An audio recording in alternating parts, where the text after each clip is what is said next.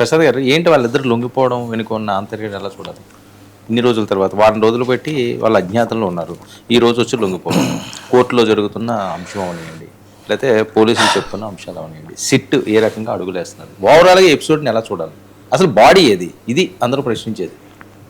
99 TV ప్రేక్షకులకు నమస్కారం. అలాగే ప్యానల్లో ఉన్న మిత్రులకి మీకు కూడా నమస్తే అండి.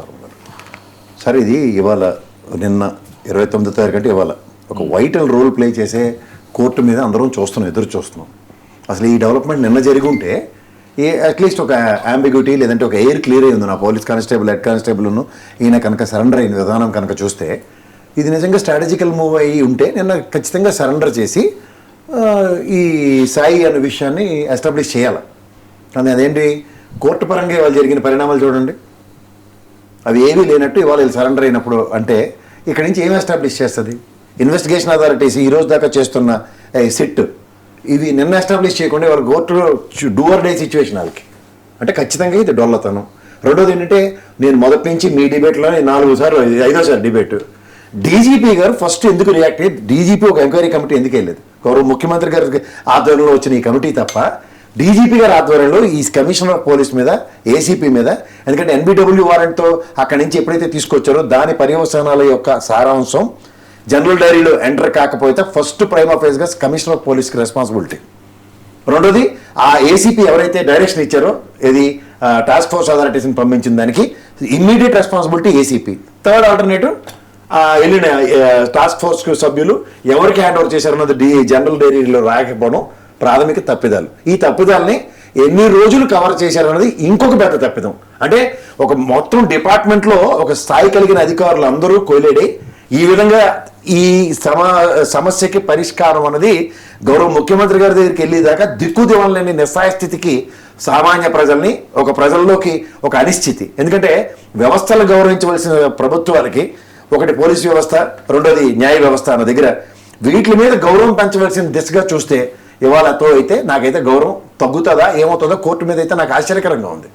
ఎందుకంటే ఈ పరిణామాల్ని మళ్ళీ పునర్వాయిదా అన్న దగ్గర ఈరోజు ఇవాళ మీరు ఒక అన్సర్టనిటీ, ఇద్దరు కానిస్టేబుల్ ఒక వాంగ్మూలం రేపు కోర్టుగా ఎఫ్ఐఆర్ రూపంలో ఛార్జ్ షీట్ రూపంలో సబ్మిట్ చేసే నేపథ్యం ఏంటి? అతను బతికున్నాడో లేదా చచ్చిపోయాడో, లేదంటే వాళ్ళకి దాన సంస్కారాలు ఏ విధంగా చేశారన్నది వీళ్ళిద్దరిది ప్రైమా ఫేజ్ అయినప్పుడు ఎన్నాళ్ళు సాయిని చంపిన ఎవరైతే నాగరాజు ఉన్నాడో గుడిగురానికి ఫలితవుతున్నారు వీళ్ళు కూర్చునే సిట్ అధికారులు అప్పుడు చెప్పించి లేపరా?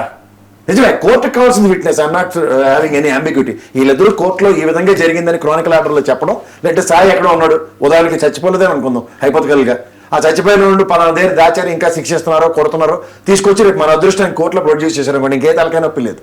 కానీ ఇవేవి కాకుండా మాత్రం ఇది నిర్దాక్షిణ్యంగా చంపేసిన దానికి మాత్రం ఈ రోజు దాకా జరిగే తాత్సారానికి అయితే మాత్రం మళ్ళీ సిట్ కూడా మెజరబుల్ ఫెయిల్యూర్ అనే చెప్పాలి. సో డీజీపీ గారి ఆధ్వర్యంలో ఇక్కడ వేసిన సిట్టు ఏసీపీ స్థాయిలోనూ నెక్స్ట్ కమిషనర్ ఆఫ్ పోలీస్ మీద, ఐజీ గారి మీద ఏ విధమైన ప్రతిచర్యలు ప్రభుత్వం మీద లేకుండా కేవలం నాగరాజ్కే పరిమితం చేస్తాం. పైపించి వీళ్ళిద్దరూ ఓ బుడంకాయ కానిస్టేబుల్, హెడ్ కానిస్టేబుల్ ఇచ్చే స్టేట్మెంట్లతో వీళ్ళ జీవితాలు డిసైడ్ అవుతాయంటే నేను అంత స్థాయిలో ఆలోచించే మనిషిని కాదు. ఫస్ట్ థింగ్, ఇది డీజీపీ నుంచి కన్సర్న్తో జరుగుతూ ఉండి ప్రైమ్ ఆఫీస్గా విజయవాడ దాని ఏమంటే కృష్ణలంక సంబంధించిన పరిధిలో ఉన్న మొత్తం అందరినీ సస్పెన్షన్కి గురి చేసి కొత్త వాళ్ళని అక్కడ డిప్లాయ్ చేసి వాళ్ళతో కనుక యాక్షన్ ఫ్రంట్ చేసి ఉంటే it would have been something else. So internal departmental enquiry కింద చూసినప్పుడు అయితే ఈ డిపార్ట్మెంట్కి ఇంత పెద్ద అభియోగం వచ్చినప్పుడు వాళ్ళు తప్పించుకోవడానికే ప్రయత్నిస్తారు తప్ప ఇందులో ప్రభుత్వాన్ని, పైపచ్చి డిపార్ట్మెంట్ని బదనాం చేసే కార్యక్రమం అయితే ఉండదు.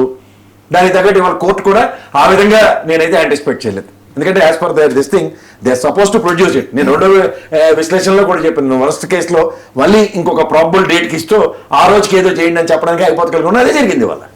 సో ఇది ఖచ్చితంగా ఒక ప్రభుత్వం మీద ఒక ఇమ్మెన్స్ ప్రెజర్ అక్యుములేషన్కి పోలీస్ డిపార్ట్మెంట్ త్రూగా, ఎందుకంటే లా అండ్ ఆర్డర్ గౌరవ ముఖ్యమంత్రి గారి దగ్గర ఉంది.